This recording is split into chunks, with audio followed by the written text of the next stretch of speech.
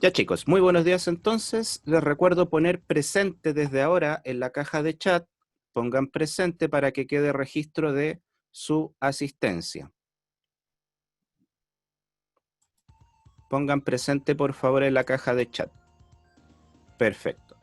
Ya chicos, para los que se están integrando a la clase de hoy, solo por hoy vamos a cambiar instalación y mantenimiento de un terminal informático IT Essentials de los días jueves. Lo cambiamos para el día lunes, solo por hoy, ¿ya? Por el tema de que luego sus compañeros les van a explicar por qué, ¿ya? Entonces, chiquillos, vamos a seguir con el tema de IT Essentials, que habíamos quedado la última semana de Profe, trabajo. ¿Lo escucho? disculpe, es que, ¿qué clase tenemos hoy día? Es que el audio no lo tenía conectado cuando usted estaba hablando de eso, porque Arriba está la no había audio. clase, Alejandro, ahí. Instalación y mantenimiento de un terminal informático, solo por esta semana. Gracias. Ah, ya, gracias. Ya, No, yo no había vamos audio. a comenzar, chicos. Entonces, la semana pasada, perdón, la última clase, no la semana pasada específica, empezamos a analizar los tipos, ¿cierto?, de unidades de almacenamiento que existen en la informática, entendiendo como unidad de almacenamiento guardar datos a largo plazo, diferenciando de lo que es la memoria, ¿ya? Entre memoria y almacenamiento. Recuerden que como memoria en informática nosotros conocemos a la memoria RAM, que es un tipo de memoria aleatoria, volátil, que significa volátil, que cuando yo dejo de utilizar ciertos programas o un sistema, todo su contenido se elimina, ¿ya? Ahora estamos analizando las unidades de almacenamiento. Habíamos analizado el disco duro, ¿cierto? O la unidad de tipo HDD, Hard Drive Disk, que sus principales características era que tenía un disco, ¿cierto? Una aguja que leía esta información. Habíamos visto también que esta información se guarda en una especie de, comillas, casillero que se llama cluster. También habíamos visto que el disco duro es un poco desordenado para guardar esta información. Ocupa cualquier clúster que esté desocupado para guardar esta información, ¿cierto? Y que tiene una herramienta llamada defragmentación que permite reordenar todos estos datos. ¿Para qué? Para que le sea más fácil encontrar esta información que guardó de manera desordenada, ¿ya? Por eso que generalmente esta tarea se debe hacer de manera regular, ¿ya? La defragmentación de disco, que la habíamos analizado en la última clase. También hablamos un poquito, creo que de la unidad óptica, ustedes me corrigen si es que no. Hablamos que esta unidad estaba ya en retiro o en desuso, se utiliza muy poco. Habíamos dicho que funciona de una manera similar al disco duro, a excepción de que yo puedo retirar e insertar el disco, ¿cierto? El disco duro viene todo en una sola unidad, compactado, a diferencia de la unidad óptica, que yo puedo ingresar un disco, retirarlo, pero funciona desde la misma lógica, con la diferencia obviamente que no tiene una aguja que lee, sino que es un láser, ¿cierto? Un ojo láser que lee esta información guardada desde la misma filosofía que el disco duro, ya se guarda en espiral.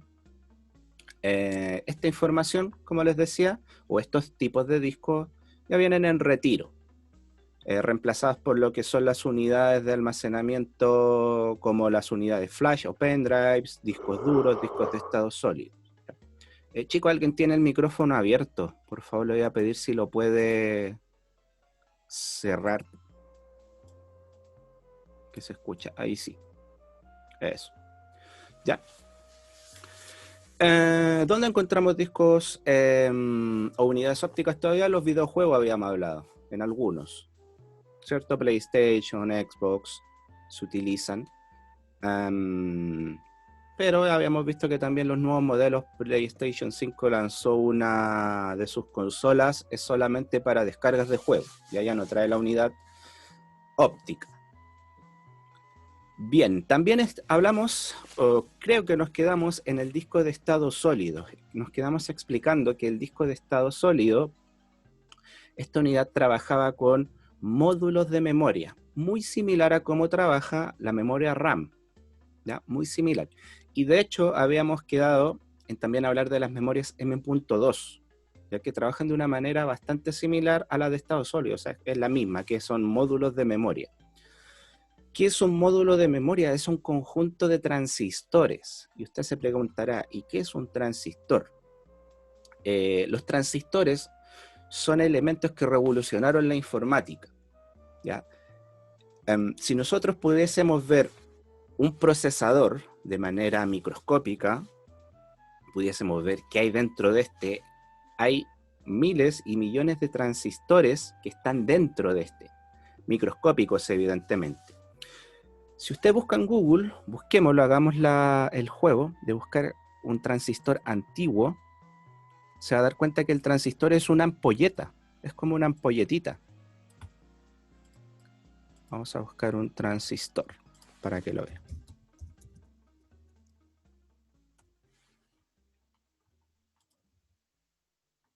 Bueno, estos son transistores modernos, ya que también son más grandes, que se trabajan en electrónica.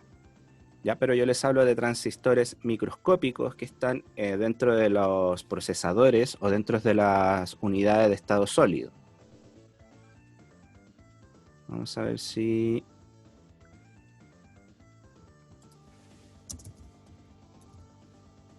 Acá les voy a mostrar. Acá tenemos un transistor en la antigüedad. A los que les gusta la música, sobre todo la amplificación de música, se van a dar cuenta que encontramos los transistores, ¿cierto? Que son elementos que ayudan a distorsionar el sonido, ya en ciertos amplificadores que utilizan este tipo de elemento electrónico. Este transistor o estos transistores permiten resolver problemas matemáticos a los procesadores. Y estos elementos son los que permiten realizar el procesamiento en informática, específicamente en el procesador.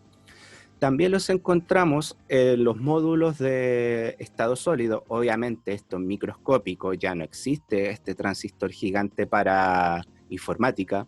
Es por ello que antiguamente los primeros computadores abarcaban casi lo que era una habitación completa. ¿Por qué? Porque fíjense el tamaño de el transistor, es como una ampolleta de ese tamaño. Esto ahora es lo que nosotros trabajamos microscópicamente en un procesador. Y lo trabajamos también microscópicamente en lo que son las unidades de estado sólido, ¿ya? Es acá donde la información en ese transistor queda guardada, ¿ya? Obviamente en unos y ceros que después son entendidos por los sistemas informáticos. El acceso a la información en un disco de estado sólido es mucho más rápido que el acceso a la información a una unidad de disco duro, porque habíamos dicho que el disco duro trabaja con un disco, como su nombre lo dice. Este disco además trabaja con un motor. Este motor debe moverse, genera calor también, ese calor afecta el rendimiento del completo del equipo, ¿ya? Y es toda una seguidilla de cosas que hace mermar el performance o el rendimiento de nuestro sistema de computación. Entonces, el disco de estado sólido viene a revolucionar todo esto, ¿ya? Si usted tiene la oportunidad de cambiar de disco HDD o de disco duro a un disco de estado sólido, se va a dar cuenta que la velocidad del sistema va a cambiar muchísimo. O sea, va a ser el cambio casi radical, ¿ya? Incluso en algunos sistemas yo les mencionaba que a veces ni siquiera es necesario aumentar de memoria RAM. Basta con cambiar de disco duro a disco de estado sólido y la diferencia se va a notar, pero notablemente, notablemente. Va a ver que el equipo va a estar 3 o incluso 4 o 5 veces más rápido. ¿Ya? Ha sido increíble es esto del estado sólido que viene a revolucionar el tema del almacenamiento. Y más lo es las memorias M.2, ¿ya? Que para quienes no han hecho la tarea aún, o quienes no la conocen, se las voy a presentar acá.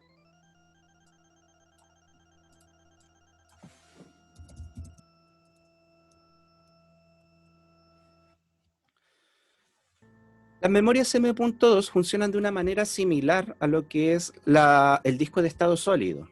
Es la misma manera. ¿Qué cambia? Cambia el ancho de banda o la transferencia de datos. Es muchísimo, muchísimo más rápida, ¿ya? La transferencia de datos de las memorias M.2 a una SSD. Acá tenemos ejemplos. Existen de distintos tamaños, ya dependiendo del tipo de placa madre que yo tenga o donde quiera instalar. ¿Ya? No voy a entrar en más detalles porque esto es parte de la actividad que usted debiese investigar, ya que debiésemos revisar después.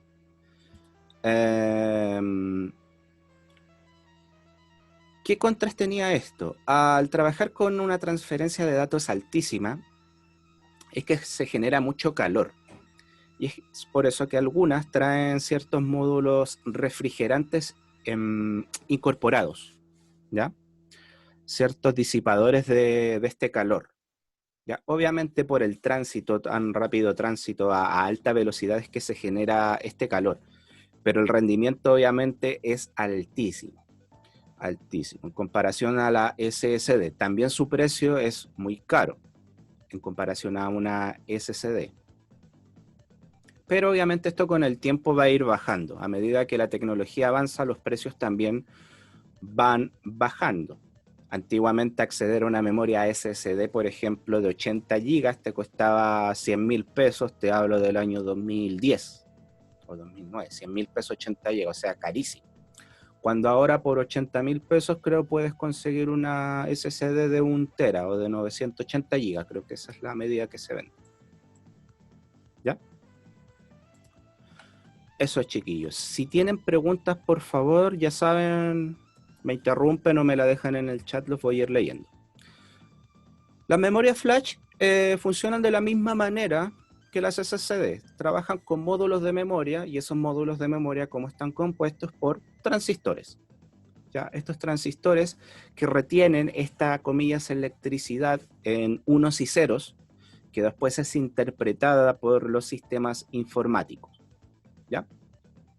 Obviamente el acceder a estos módulos de memoria, como no hay que mover un disco, es muchísimo más rápido y eso es lo otro que permite ingresar a la información de una manera mucho más rápida, con un ancho de banda mucho más elevado que la del disco duro. Por eso el disco duro, bueno, ¿por qué todavía tenemos en el mercado el disco duro? Dirá usted. Quienes hicieron la tarea, la comparación entre las distintas memorias, se habrán dado cuenta que las principales ventajas que aún tiene el disco duro es su precio, ya que su precio todavía es bajo, bueno, es bajo, se ha mantenido bajo y que además la capacidad de almacenamiento es mucho más alta en los discos duros. Ya podemos encontrar discos duros con almacenamiento más alto que los de estado sólido. Ya, esas ventajas las mantienen aún al disco duro en el mercado. Todavía no lo deja obsoleto. Ya, chicos, ¿tienen consultas, preguntas, dudas, algo que acotar a las unidades de almacenamiento? ¿Algo que quieran agregar? Si no, por favor, díganmelo también para avanzar con el siguiente tema, si queda todo claro. Los leo.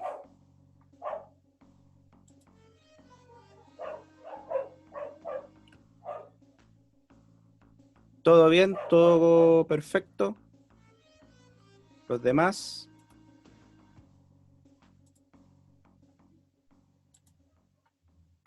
¿Todo claro? Genial.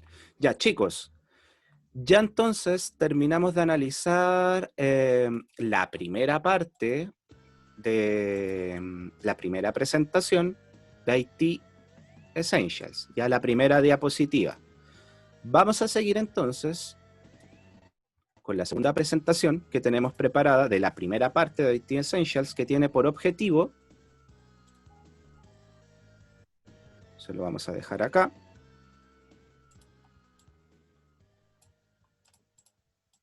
Ahí ya pueden leer el objetivo, que sería conocer los distintos tipos de interfaces y puertos usados en las conexiones de PCs, ¿ya? O de computadora personal. Entonces, chicos, vamos a avanzar con el siguiente objetivo, que sería conocer los distintos tipos de interfaces y puertos usados en las conexiones de PC. Ya conocemos entonces los dispositivos, ¿cierto?, que van conformando el equipo de computadora, la computadora personal. Ahora vamos a conocer los puertos o las conexiones que unen estos dispositivos a la placa madre precisamente, o a lo que conforma el completo, que es el PC. Es el conjunto de todo, el gabinete, la placa madre, discos duros, memorias, procesadores, etc. Todo este conjunto es el PC. Entonces ahora vamos a conocer las interfaces o las conexiones que unen estos distintos elementos, ¿ya? Cable SATA. Este es uno de los cables que nos vamos a encontrar, que nos va a permitir unir elementos a la placa madre. ¿Y qué elementos? Vamos a ver a continuación. Como dice la presentación,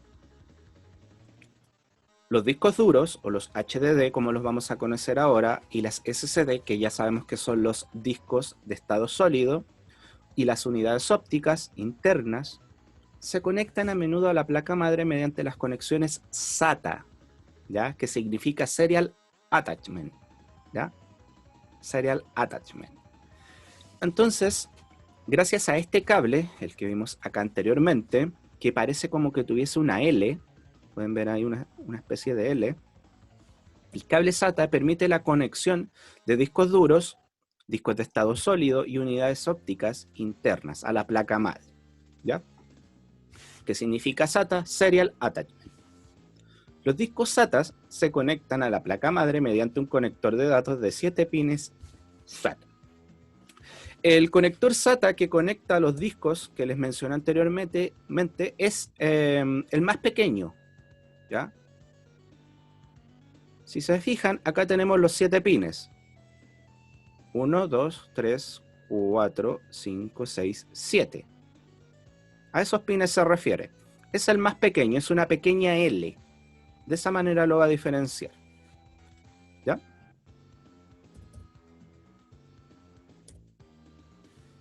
Pero ¿qué más nos dicen? Dice que hay 3 versiones principales de SATA. SATA 1, SATA 2, SATA 3. Dice, los cables y los conectores son iguales, pero las velocidades de transferencia de datos son diferentes. Eso es lo que cambia de una versión a otra, ¿ya? Las velocidades. El SATA 1 permite transferir 1.5 gigabits por segundo. SATA 2, 3 gigabits por segundo, y el SATA 3, 6 gigabits por segundo. La conexión de tipo SATA 3 es la que utiliza generalmente los SSD, ¿ya? O sea que un SSD puede transmitir datos de hasta 6 gigabits por segundo. 6 gigabits por segundo, o sea, potente. ¿Qué otros tipos de conexiones tenemos para los discos duros? Es a través de los USB, ¿ya?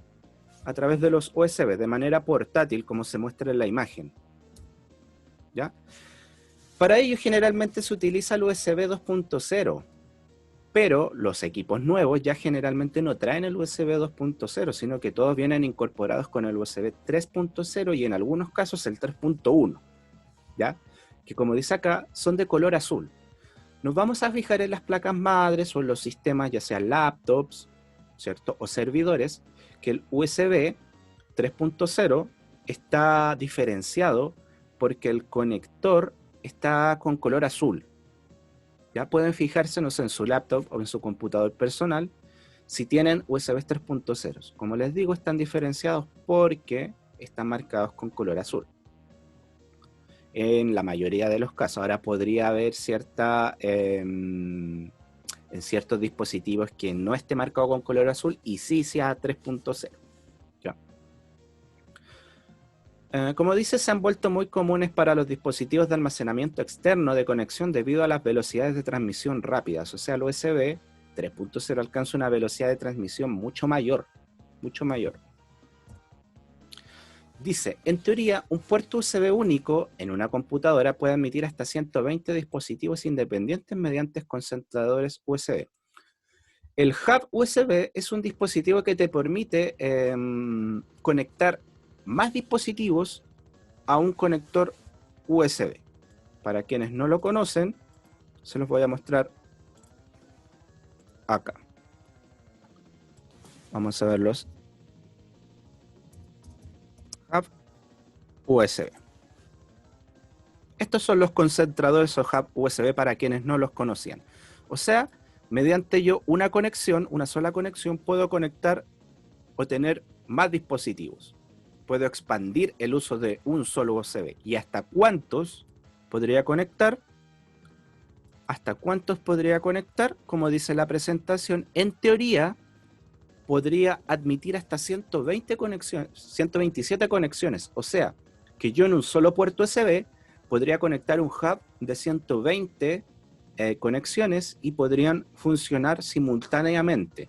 Ahora, obviamente, se va a ver mermada el performance o la capacidad que tenga de transmisión que tenga el puerto USB.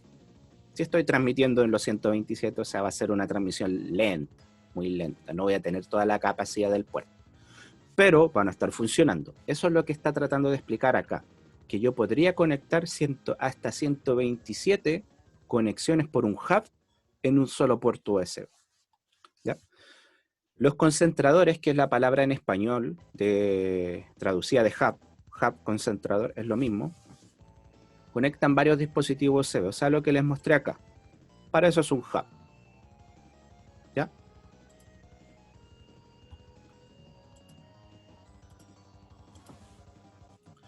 Dice, por último, varios dispositivos pueden recibir alimentación mediante el puerto USB, lo que elimina la necesidad de una fuente de energía externa. Claro, el puerto USB además te permite cargar ciertos dispositivos, ya sea celulares, dispositivos de cámara o alimentar un dispositivo en sí. O sea, permite la transmisión de datos y la alimentación de energía también. Ya cumple estas dos funciones el puerto USB. Alimentación de datos y conexión, ¿cierto? Perdón, alimentación del dispositivo y conexión de datos. Eso era. ¿Qué tipo de conectores USB tenemos? Y esto es importante porque desde ahora cuando usted me pida un cable USB me tiene que decir qué tipo, si yo no le voy a pasar nunca el cable. ¿Ya? Tenemos el USB tipo A, ¿ya? Porque siempre recurrentemente llega profesor, tiene USB y yo me quedo callado hasta que me diga qué tipo de USB quiere. Me los piden para los celulares o los Arduino. Me dice, ¿me puede pasar un USB? Pero ¿qué USB? Tenemos de distintos tipos. Tenemos el USB tipo A, que es el que conocemos comúnmente. ¿Ya?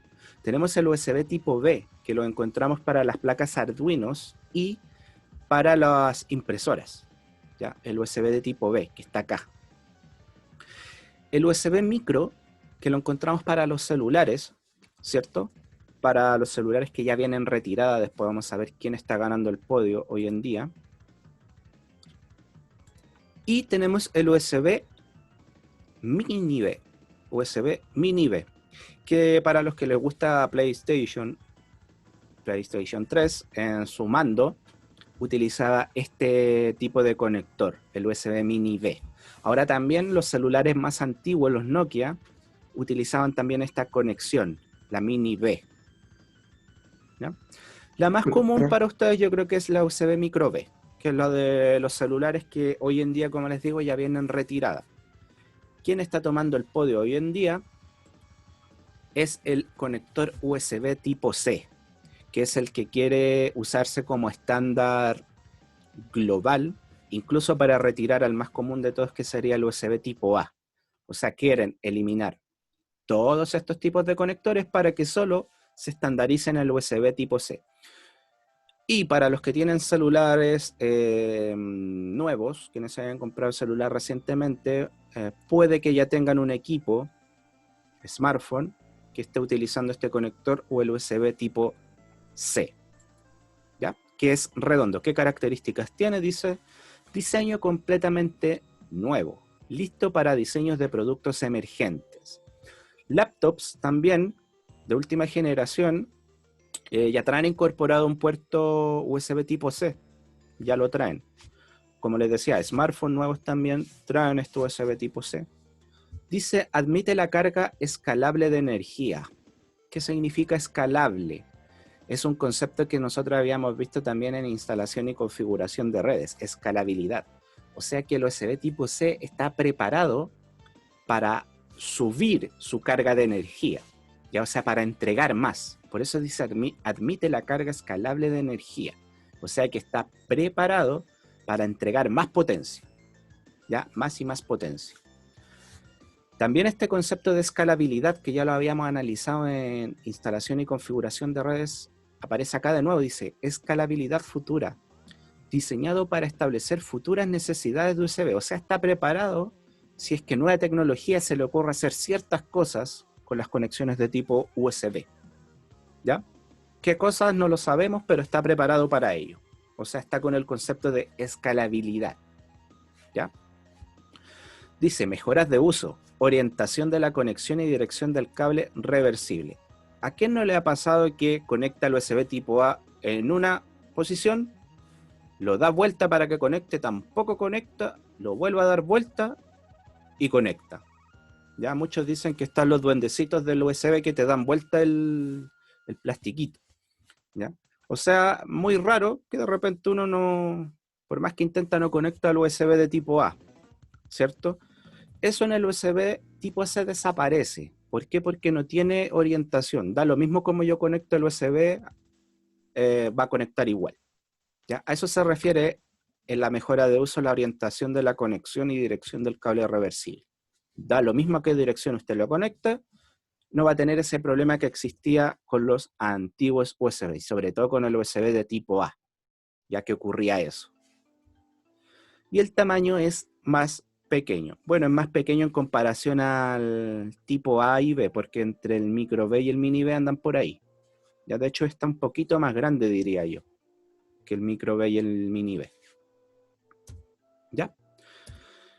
Chiquillos, preguntas, dudas hasta acá, algo que quieran acotar. Si no tienen dudas, por favor, díganmelo también. Los leo. Seguimos. Paramos. Háganmelo saber. Todo bien. Los demás, por favor, también pronúnciense. Necesito saber si están ahí. No voy a seguir hasta que los lea o los escuche.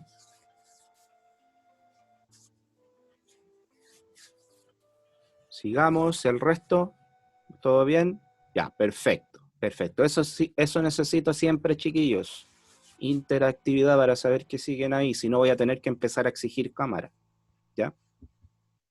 Y yo sé que a muchos acá no les va a gustar eso. Ya, chiquillos, sigamos entonces, ya que el público lo pide. Acá se nos presentan ciertas características de algunos tipos de conexión. Ya tenemos los conectores FireWire. Eso los voy a mostrar por acá. FireWire. De tipo 400, creo que era el que estábamos viendo. Sí, para que lo conozcan. Se los presento el conector FireWire. Este conector, ¿dónde lo encontramos? ¿O dónde lo podríamos haber visto alguna vez? Dice, admite unidades intercambiables con el sistema activo. El puerto admite hasta 63 dispositivos concentradores, proporciona energía. Este era un tipo de cable que venía en algunos laptops antiguamente. Como dice acá, era un tipo de conexión muy potente. ¿Ya? Muy potente, que generalmente venía esta conexión en cables, en laptops empresariales. Como sabemos que el laptop tiene ciertas limitaciones para agregar nuevos dispositivos, el laptop de tipo empresarial encontrábamos esta conexión de tipo FireWire, que permitía conexiones a alta velocidad, ya 400 megabits por segundo, hablándonos hace 10 años atrás o 15 años atrás, era súper potente. ¿Ya? O sea, ¿qué quiere decir esto? Que en 3 segundos podías transmitir 1 giga. O sea, bastante aceptable y bueno para 10 años atrás, donde no existía tanta necesidad de transmisión de datos, cuando todavía no existía, por ejemplo, la alta definición como la conocemos ahora, ¿ya? Entonces era muy potente esta conexión. Como les decía, lo encontrábamos más en equipos empresariales o en equipos de tipo de servidores, no tanto en equipos de PC común, ¿ya? No lo encontrábamos mucho en conexiones comunes, ¿ya? ¿Qué otra característica tenemos acá? Dice longitud máxima del cable 4,5 metros. ¿Ya? Ese era el recomendado del cable, 4,5 metros. Después de eso sabemos que después del recomendable, el fabricante, o la IEEE más precisamente, no te asegura que se pueda sacar el máximo provecho. No significa que si el cable midiese 5 metros no va a transmitir. No. Lo que te dice la longitud del cable máximo o la IEEE, que el cable va a funcionar a su máximo ancho de banda a 4,5 metros. Luego de esos 4,5 metros no te asegura que va a obtener esa cantidad de ancho de banda. A eso se refiere, ¿ya? Ese sería el FireWire 400. Luego nos presentan el FireWire 800, que es más pequeño. Ya pueden ver que la conexión es pequeñita. E insisto, misma explicación, este tipo de conectores los encontrábamos en equipos empresariales. Ya era difícil encontrarlo en equipos de uso doméstico y, insisto, se utilizaba antiguamente en equipos especializados también de edición de video, de cámaras. Este conector también lo encontrábamos mucho en cámaras profesionales para el traspaso de datos, porque sabemos que todo lo que tiene que ver con grabación ocupa mucha almacenamiento de datos, ¿ya? Y este cable permitía transmitir datos a altas velocidades, a altos anchos de banda, perdón, no a altas velocidades, altos anchos de banda. Y aquí ya se doblaba su capacidad a 800 megabits por segundo. De ahí su nombre FireWire 800. Dice compatibilidad regresiva con FireWire 400. O sea, yo podía utilizar un cable de FireWire 800 en una conexión 400 y no había problema. A eso se refiere. Dice, puede también conectarse mediante cable de Ethernet. Ya, o sea, yo podía adaptar cables Ethernet con ciertos adaptadores, que es un concepto que vamos a ver más adelante, adaptador o convertidor, que son dos cosas distintas. Y podía también utilizar estos cables para transmitir datos a través de este cable, ¿ya? Es por ello que acá aparece la longitud del cable 4,5 metros y 100 metros. Estos 100 metros hace referencia al metraje del cable Ethernet o del cable par trenzado, precisamente, que hace referencia a ese cable, el par trenzado. Por ello que aparecen acá los 100 metros. ¿Ya? Eso, chicos, lo vamos a dejar el día de hoy hasta acá, entonces quedamos hasta el FireWire 800. La próxima clase, ya la próxima semana, vamos a continuar analizando las distintas conexiones. Queda 1 minuto 30. Chicos, voy a dejar la grabación hasta acá, pero no se desconecten todavía porque quería decirles algo, una proposición. Ya, chiquillos, ahí terminó la grabación. Es por el siguiente tema. Muchos me dijeron que